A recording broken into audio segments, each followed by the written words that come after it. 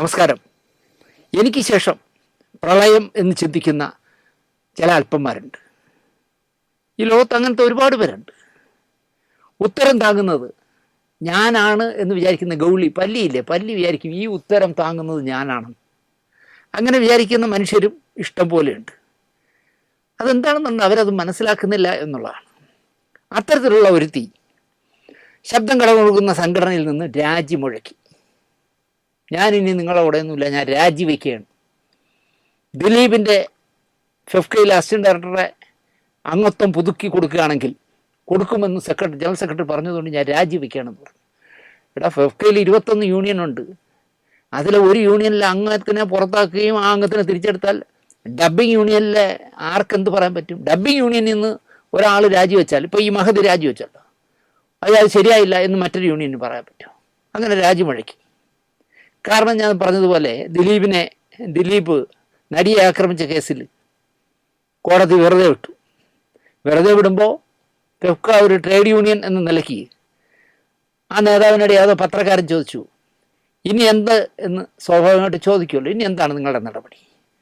ഞങ്ങളുടെ സംഘടനയുടെ കമ്മിറ്റി കൂടി ദിലീപിന് അംഗത്വം നൽകേണ്ടി വരുമെന്ന് ഫെഫ്കയുടെ ആളിനാളായ നേതാവ് പറഞ്ഞു, ഈ ഭവതിയുടെ പഴയ കൂട്ടുകാരൻ. ഇത് കേൾക്കേണ്ട താമസം നേതാവ് അല്ല എങ്കിൽ, ഇപ്പം നേതാവൊന്നുമല്ലോ, കുറേ കാലമായിട്ട് റിട്ടയർഡ് നേതാവ് രാജി അങ്ങ് പ്രഖ്യാപിച്ചു. അപ്പോൾ കരുതിയത് എന്താണെന്നറിയോ? എൻ്റെ കൂടെ നിൽക്കുന്ന കുറേ വായുമക്കളുണ്ടല്ലോ, അവർ അയ്യോ അച്ഛാ പോവല്ലേ എന്ന് പറഞ്ഞതുപോലെ പിന്നിൽ നിന്ന് പോവല്ലേ പോവല്ലേ ചേച്ചി എന്ന് പറഞ്ഞ് ഭവതിയെ വിളിക്കുമെന്ന് കരുതി ഒരു പൂച്ച കുഞ്ഞു പോലും വിളിച്ചില്ല. പോയത് നന്നായി എന്ന് ഭൂരിപക്ഷം ചിന്തിക്കുകയും ചെയ്തു. കാരണം കൂട്ടുകാരി ഉണ്ടാക്കില്ല, നുണ പറയച്ചൽ, പാര വയ്ക്കൽ, ഗ്രൂപ്പ് ഉണ്ടാക്കൽ, അതൊന്നും ഉണ്ടാവില്ല. ഒരു സമാധാനമായി പോട്ടെ എന്ന് അവർ വെച്ചു. സംഘടനയിൽ തിരഞ്ഞെടുപ്പ് വരുന്ന കാലമായിരുന്നു രാജിവെച്ചത്. അടുത്ത 3 വർഷക്കാലത്തേക്ക് പുതിയ ഭരണസമിതി എടുക്കുകയാണ്. അപ്പോൾ ഇവരുടെ എർത്തായി നടന്നവരാണ് കഴിഞ്ഞ 3 വർഷമായിട്ട് അതിലിരിക്കുന്നത്. അപ്പം സംഘടനയിലെ ഔദ്യോഗിക തലത്തിലൊന്നും ഇല്ലെങ്കിലും ഇരടാ എന്ന് പറഞ്ഞാൽ കിടക്കും. അങ്ങനെയുള്ള ഒരുത്തൻ. അങ്ങനെയുള്ളവരെയൊക്കെ വെച്ചാണ് കഴിഞ്ഞ 3 വർഷം നടന്നത്. ചേച്ചി തീരുമാനിക്കും, വായുമക്കൾ അംഗീകരിക്കും. അങ്ങനെ ആയിരുന്നു. അവർ വച്ചൊഴിഞ്ഞു. പണി നന്നായി മേശരി, നാളെ മുതൽ വരണ്ട എന്ന് അവർക്ക് തന്നെ തോന്നി. പകരം 2 പാനലുകൾ വന്നു. അതിലെ ഒരു പാനലിനെ ഈ സംഘടനയിൽ നിന്ന് രാജിവെച്ചെങ്കിലും സപ്പോർട്ട് ചെയ്തു. മറ്റേ ആൾ സപ്പോർട്ട് ചെയ്തതെന്ന് മാത്രമല്ല, ആര് വേണോ ജയിച്ചോട്ടെ, അതിൻ്റെ പ്രസിഡൻറ്റും വൈസ് പ്രസിഡൻറ്റും ജയിക്കരുത്. യുവമാർ 2 എണ്ണം എനിക്ക് പാര വെച്ചവന്മാരാണ്. അപ്പോൾ ഈ പ്രസിഡൻ്റായിട്ട് വൈസ് പ്രസിഡൻറ്റും ഒക്കെ എന്താണ് പാര വെച്ചതെന്ന് ചോദിച്ചാൽ, മദ്രാസിൽ പോകാൻ 30,000 രൂപ ചിലവാക്കി എന്നൊക്കെ പറഞ്ഞ് വൗച്ചർ വെച്ചപ്പോൾ അതൊന്നും തരാൻ പറ്റില്ല, ഇത് ട്രേഡ് യൂണിയനാണ്, ഇതിനകത്തുനിന്ന് അങ്ങനെയൊന്നും പൈസ വെട്ടാക്കൂല എന്ന് പറഞ്ഞതിൻ്റെ വൈരാഗ്യമാണ് അവനെ തോൽപ്പിക്കണമെന്ന്. ആര്? വൈസ് പ്രസിഡൻറ്റുമായിട്ടും എന്തോ പ്രശ്നമുണ്ട്. കാരണം പ്രസിഡൻറ്റും മുഖത്ത് നോക്കി കാര്യങ്ങൾ പറയുന്ന ആളാണ്. അങ്ങനെ യുവമാരെ തോൽപ്പിക്കണമെന്ന് ശപഥം ചെയ്തു. എന്തു വന്നാലും ചിലരെ ജയിപ്പിക്കരുതെന്ന് ഈ ചേട്ടത്തി ശട്ടം കെട്ടി. ആര് ഭരിച്ചാലും വേണ്ടില്ല, യുവമാരെ തോൽപ്പിക്കണമെന്ന് ആഹ്വാനം നടത്തി ചേച്ചി. സരോവര ഹോട്ടലിൽ ചെന്ന് റൂം എടുത്ത് എറണാകുളത്ത് അവിടെ ഇരുന്നുണ്ടായിരുന്നു ഡയറക്ഷൻ. പക്ഷെ എന്തു പറ്റിയെന്ന് കേട്ടാൽ, തെരഞ്ഞെടുപ്പ് കഴിഞ്ഞപ്പോൾ ആരെയൊക്കെ തോൽപ്പിക്കണമെന്ന് ചേട്ടത്തി പറഞ്ഞോ അവരൊക്കെ ഭീമമായ ഭൂരിപക്ഷത്തിൽ അങ്ങ് ജയിച്ചു. അപ്പോൾ അറിയാമല്ലോ ചേച്ചിയുടെ കട്ടയും പടവും മടങ്ങിയെന്ന്. ചേച്ചിക്ക് ഇനി ഒരു പുല്ല് വിലയും ഇല്ല ഫെഫ്കയിൽ, ഇനി അവർക്ക് അങ്ങനത്തെ ഒരു വിലയും കൊടുക്കണ്ട എന്ന് നല്ലൊരു പക്ഷം അങ്ങ് തീരുമാനിച്ചു. അതുകൊണ്ടാണ് ഇവർക്ക് എതിർപ്പുള്ളവരെല്ലാം ജയിച്ചത്. ആ തീരുമാനം 100% വിജയിച്ചിരിക്കുന്നു.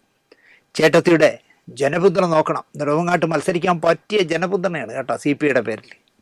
എന്തായാലും സംഭവം കുളമാക്കി. അതിനേക്കാളും അതിൽ രസം പറയുന്നത് കേട്ടാൽ, അതിനൊരു വരണാധികാരി വെച്ച് ഫെഫ്ക. വരണാധികാരി ചിലർ സ്ഥാനാർത്ഥിത്വം കൊടുക്കാനായിട്ട് വന്നാൽ പറയും, ഏയ് നിങ്ങൾ പെപ്സിയിൽ മെമ്പർഷിപ്പ് ഉള്ളതല്ലേ, ഇദ്ദേഹത്തിന് പെപ്സിയിൽ മെമ്പർഷിപ്പ് ഉണ്ട്, അത് ഈ വരണാധികാരിക്ക്. എന്നിട്ടല്ലേ അയാൾ ഫെഫ്ക ഡയറക്ടേഴ്സ് യൂണിയനിൽ നേതാവായിട്ടിരിക്കുന്നത്. ഫെഫ്കയിലെ ഏതെങ്കിലും ഒരു സംഘടനയിൽ സ്ഥാനാർത്ഥിയായിട്ട് മത്സരിക്കണമെങ്കിൽ പെപ്സിയിൽ കാർഡ് പാടില്ല, ഒരു സംഘടനയിലെ കാർഡ് പാടുള്ളൂ. എന്നാൽ ഈ ഡബ്ബിംഗ് യൂണിയനിലുള്ള ഏതെങ്കിലും വിവരമുള്ളവൻ ചോദിക്കണ്ടേ, തനിക്ക് പെപ്സിയിൽ കാർഡില്ലേ ചോദിക്കണ്ടേ? അല്ലെങ്കിൽ ഇപ്പോൾ രാജിവെച്ച് പോയ ചേട്ടത്തി എത്രയോ കാലം ഫെഫ്കയുടെ തലപ്പത്തിരുന്നു, പെപ്സിയിൽ കാർഡുള്ളവരല്ലേ. ഒരു പന്തിയിൽ 2 തരത്തിൽ വിളമ്പരുത്. ഈ പറഞ്ഞ ചേട്ടത്തിയെ സുഖിപ്പിക്കാനായിട്ട് പരമാവധി ഈ ഭരണാധികാരി ശ്രമിച്ചു എന്ന് പറയുന്നു. ഭരണാധികാരിയെ വച്ചത് റഫ്കയുടെ നേതാവായിരിക്കുമല്ലോ, നേതാവിൻ്റെ അർത്ഥാണ്. അപ്പോൾ അനുഭവിക്കട്ടെ എന്ന് ഞാൻ പറയും. കാരണം നമുക്കിഷ്ടമില്ലാത്തവർ മത്സരിക്കാൻ വന്നാൽ, മദ്രാസിൽ നിന്ന് ഒരു ഡബ്ബിംഗ് സ്ത്രീ മത്സരിക്കാൻ തീരുമാനിച്ചു ജനറൽ സെക്രട്ടറി ആയിട്ട്. നിങ്ങൾക്ക് മത്സരിക്കാൻ പറ്റില്ല, നിങ്ങൾ പെപ്സിയിൽ മെമ്പർഷിപ്പ് ഉള്ളതാണ്, ഒരു മെമ്പർഷിപ്പ് ഉള്ളപ്പോൾ ഇവിടെ എടുക്കാവില്ല, എന്നാൽ ഇവിടെ മെമ്പർഷിപ്പ് കൊടുക്കരുത് ഇല്ലേ?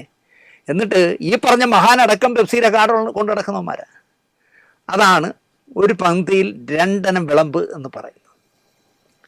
അടുത്ത സമയത്ത് വലിയ വിജയമായി മാറിയ ഒരു യുവ സംവിധായകൻ്റെ സിനിമയെപ്പറ്റി ഞങ്ങൾ 2-3 പേരിൽ നിന്ന് സംസാരിച്ചുകൊണ്ടിരിക്കുമ്പോൾ ഒരു സിനിമാ പത്രപ്രവർത്തകൻ പറയുകയായിരുന്നു, ഇന്ന് മലയാള സിനിമ ഒരു പറ്റം യുവ പ്രതിഭകളുടെ കയ്യിലായിപ്പോയി. അവരെ അതിനെ കുറ്റം പറയാനും സാധിക്കില്ല. നമ്മൾ കണ്ടു കൊതിച്ച ഒരു പറ്റം പേർ ഓരോരുത്തരായിട്ട് കാലയവനികയിൽ മറഞ്ഞു പോയല്ലോ. പിന്നെ എന്തു ചെയ്യാൻ പറ്റും? അഡ്ജസ്റ്റ് ചെയ്യാനേ പറ്റൂ. പുതിയ തലമുറ ചെയ്യട്ടെ എന്ന് തീരുമാനിക്കാനേ പറ്റൂ. വെള്ളാനകളുടെ നാട്ടിൽ ആലോചിക്കുമ്പോൾ ഇപ്പോഴും ചിരി വരും. ടാർ ചെയ്യാൻ വരുന്ന റോളർ ഓടിക്കുന്ന കുതിരോട്ടം പപ്പു ഇന്നത്തെ ഏത് നടനും വർത്തമാനകാല മലയാള സിനിമയിൽ ഇപ്പോൾ ഉള്ള ഏത് നടനാവേശം ചെയ്യാൻ പറ്റും? ഒരാൾക്കും അങ്ങനെ ഫലിപ്പിക്കാൻ പറ്റുമെന്ന് എനിക്ക് തോന്നില്ല. ഒരു മറവത്തൂർ കനവ് ലാൽ ജോസിൻ്റെ ആദ്യത്തെ സിനിമ, അതിൽ തമിഴനുണ്ടല്ലോ മരുത്, ശ്രീനിവാസൻ ചെയ്ത വേഷമാണ്. ശ്രീനിവാസനല്ലാതെ അല്ലെങ്കിൽ ശ്രീനിവാസൻ ചെയ്തതുപോലെ മലയാളത്തിൽ ഇപ്പോൾ ഉള്ള ഏത് നടന് ആ വേഷം ചെയ്യാൻ പറ്റും? കൺകെട്ട് എന്ന് പറഞ്ഞ പടത്തിൽ ശ്രീനിവാസൻ സ്ക്രിപ്റ്റ് എഴുതിയ സിനിമയാണ്. ഒരു ലോക്കൽ റൗഡിയുണ്ട്, കീലേരി അച്ചു. ഒരു ചേരി പ്രദേശം മുഴുവൻ ഒരു പാക്ക് കൂട്ടാൻ പറ്റുന്ന ഒരു പിച്ചാത്തിയും കൊണ്ട് കടന്ന് വിരട്ടുന്ന കീലേരി അച്ചു. മാമുക്കോയ്ക്ക് മാത്രം ചെയ്ത് ഫലിപ്പിക്കാൻ പറ്റുന്ന വേഷമായിരുന്നു അത്. ഇപ്പോൾ സത്യനന്ദിക്കാരൻ്റെ ശ്രീനിവാസൻ എഴുതിയതാണ്, ഇതെല്ലാം ശ്രീനിവാസൻ എഴുതിയതാണ്. സന്ദേശത്തിലെ യശ്വന്ത് സഹായ് ഒരു ഇന്നസെന്റിനെ കൊണ്ടേ അങ്ങനെ ചെയ്യാൻ പറ്റുള്ളൂ. വിവരമില്ല ഉള്ളവരാരും നമ്മളെ പാർട്ടിയിലില്ല എന്നൊക്കെ ചോദിക്കുന്നത് നാരിയൽ പാനി ചോദിച്ചപ്പോഴേ അതിൻ്റെ അർത്ഥം ട്രാൻസ്ലേറ്റ് ചെയ്തിട്ട് മണ്ടത്തരങ്ങൾ എഴുന്നള്ളിക്കുമ്പോൾ അയാൾ ചോദിക്കുന്ന ചോദ്യമാണ്.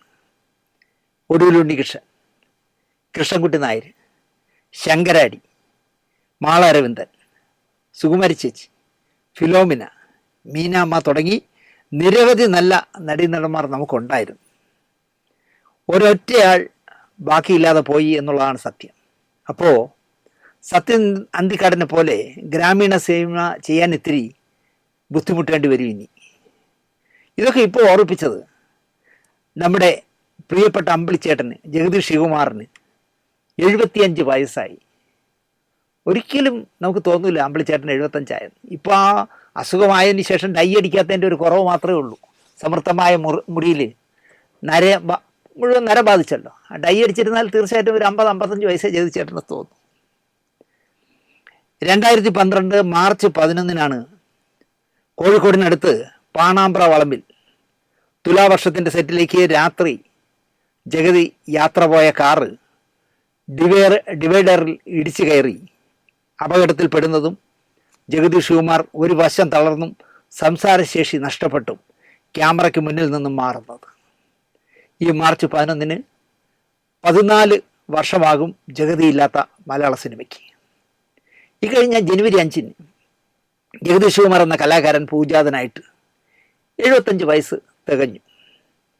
ആരൊക്കെയോ വീട്ടിൽ ചെന്ന് ജന്മദിന ആശംസകൾ നേർന്നു.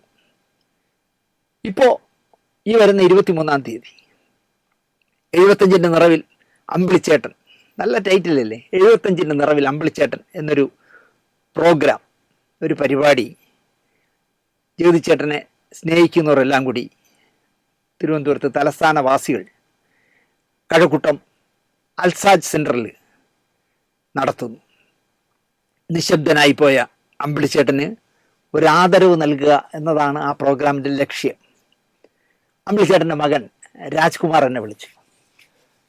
വളരെ ഹാപ്പിയായിട്ട് എന്നെ പറഞ്ഞു, അച്ഛനെ ആദരിക്കുന്നൊരു ചടങ്ങുണ്ട്, ഉറപ്പായിട്ടും വരണം ചേട്ടാ. ഞാൻ പറഞ്ഞു, ഞാൻ ഉറപ്പായിട്ട് ഒരു അമ്പിളിച്ചേട്ടൻ്റെ പ്രോഗ്രാമല്ലേ, ഞാൻ ഉറപ്പായിട്ട് വരുമെന്ന് അയാൾക്ക് വാക്കും കൊടുത്തു. തിരുവനന്തപുരത്തുള്ളവരെങ്കിലും അൽസാജി കൺവെൻഷൻ സെൻറ്ററിൽ കഴക്കൂട്ടത്ത് വന്ന് ഈ പ്രോഗ്രാമിൽ പങ്കെടുക്കണമെന്ന് ഞാൻ പറയും.